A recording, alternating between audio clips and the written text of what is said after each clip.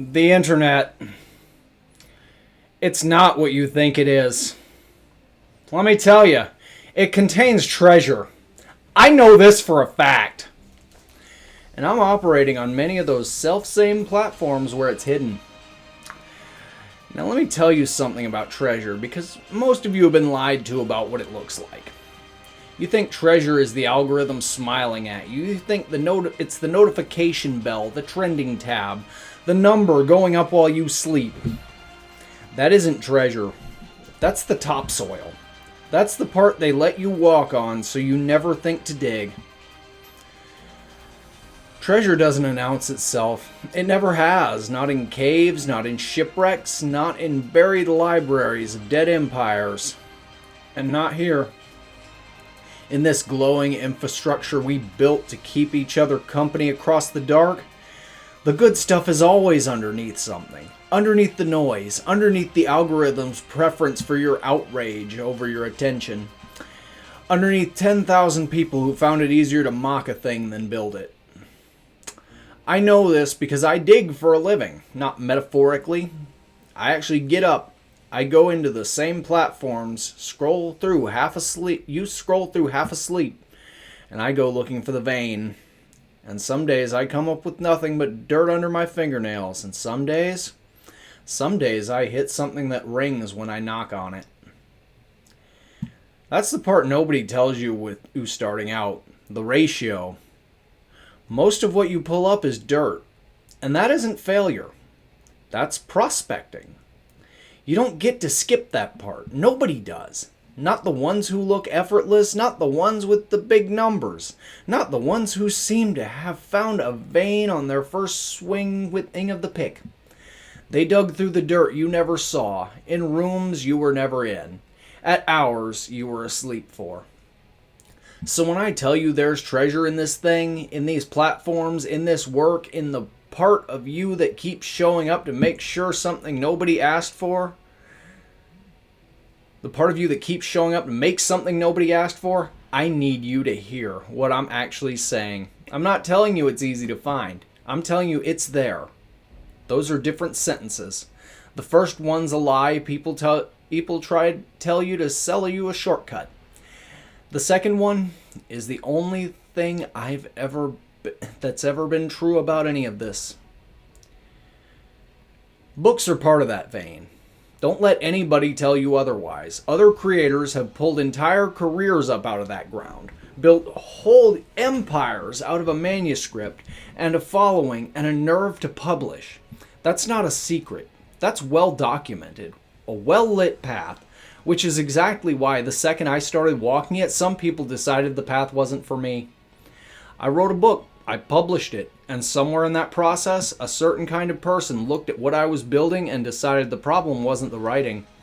The problem was that I wouldn't shut up about the things I actually believe in. I don't kneel for one side of the aisle. I don't kneel for the other. I've called out the bullshit wherever I've found it, left and right, because that's what honesty costs if you're doing it right. And apparently that's unforgivable. Apparently the treasure's only allowed to surface if you're inoffensive enough to market. Smile more, pick a team, round off your edges until you're safe for everybody's algorithm. I'm not going to do that. I want to be clear about why they came after me the way they did. It was never really about the book. That much is clear from their words. The book was just the excuse. It was about the fact that I found the vein without asking permission from the people who thought they controlled access to it. I'm not the next John Green. Far from it. I never wanted to be. He found his shape and it fit him. I found mine, and mine's got teeth in it. And apparently that makes me dangerous instead of just different. Fine. I'll take dangerous. Dangerous means you actually said something. Nobody organizes a harassment campaign against a book that didn't land anywhere.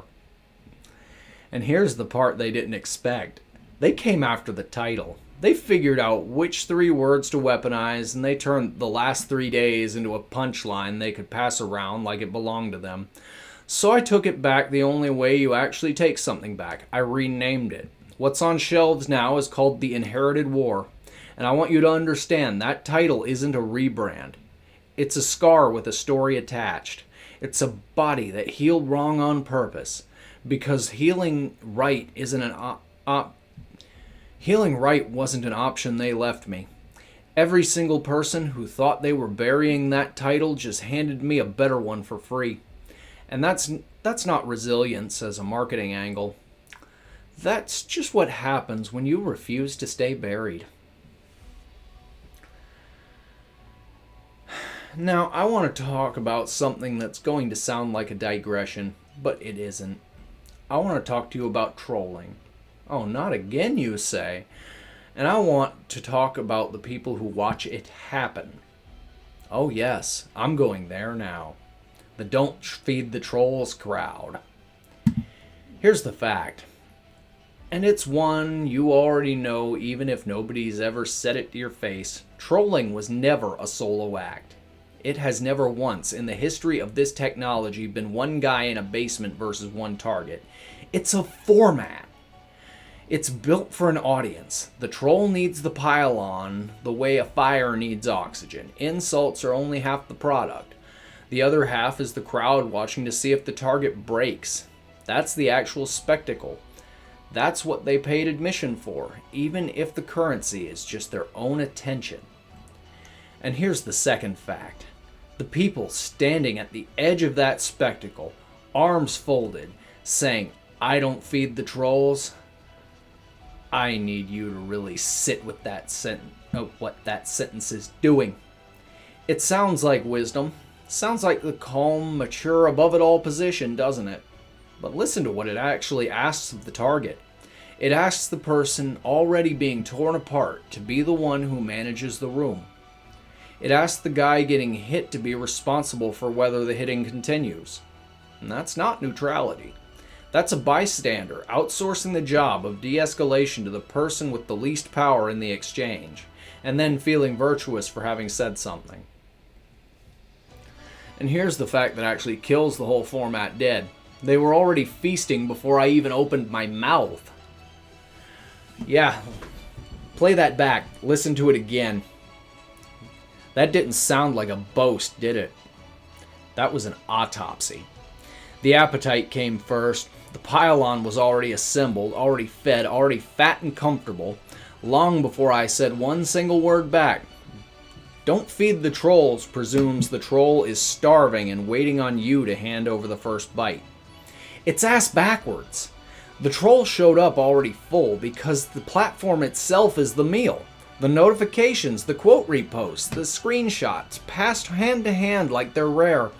My silence was never going to be to put that fire out, because my silence was never what was feeding it in the first place.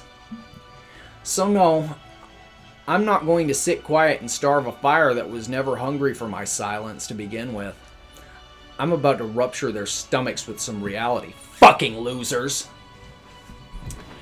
Because here's what actually kills trolling as a spectator sport. Not silence, not ignoring it, not polite fiction that not engaging makes it go away.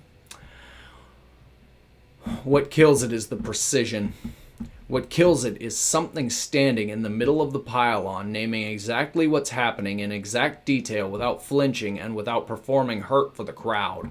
A troll can survive being ignored forever. Ignoring is just the intermission. What a troll cannot survive is being understood out loud correctly by the person they thought they'd already broken. That's not a wound. That's an exposure. The whole format depends on the target staying confused, staying silent, staying ashamed. The second the target starts narrating the mechanism instead of absorbing the pain, the spectators in the audience have to make a choice they didn't sign up for. Keep watching a hunt, or admit they were watching an assault. Most of them leave, not because they suddenly grew a conscience, because the show stopped being fun once somebody in the arena started reading the crowd's own attacks back at them, calmly, correctly, and on camera. And that's what a furnace sermon is at its heart. If you strip away everything else, it's not a rant, it's an autopsy performed on the attacker in public while they're still moving. I'm not going to stand here and tell you this is free. Naming the mechanism costs you the audience that only wanted a quiet victim. Refusing both political tribes cost you both tribes projection at once. Nobody comes running for the guy who won't wear their jersey. Renaming a book under pressure costs you the illusion that the internet can't touch what you built. All of that is real. All of that I have paid in full. The dirt under the fingernails was never the price of failure. It was always just the price of admission to the mine. Every insult that landed on somebody who was still standing there afterwards, still digging, still shaping the next chapter. That's not because I don't feel it. It's because I decided a long, long time ago that the fire was for burning things down to their studs, not warming my hands while I waited for permission to keep going.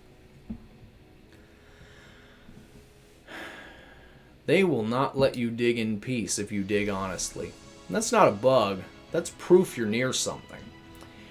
Books are a medium, same as any other, and they're wide open to anyone with the nerve to fill the page and hit publish. Nobody owns that door. Nobody gets to guard it with a mob. Say the true thing about both sides of whatever fight they hand you every time, and let the ones who can't stomach that select themselves out of your audience. Trolling only survives on the target's confession and the audience's comfort. Take away either one, and the whole spectacle collapses into what it always was. A handful of losers feasting on nothing, in front of a crowd that's starting to feel stupid for buying a ticket.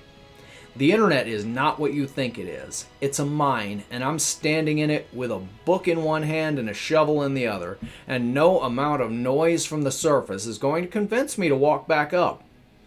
There is treasure in this thing. I already found mine.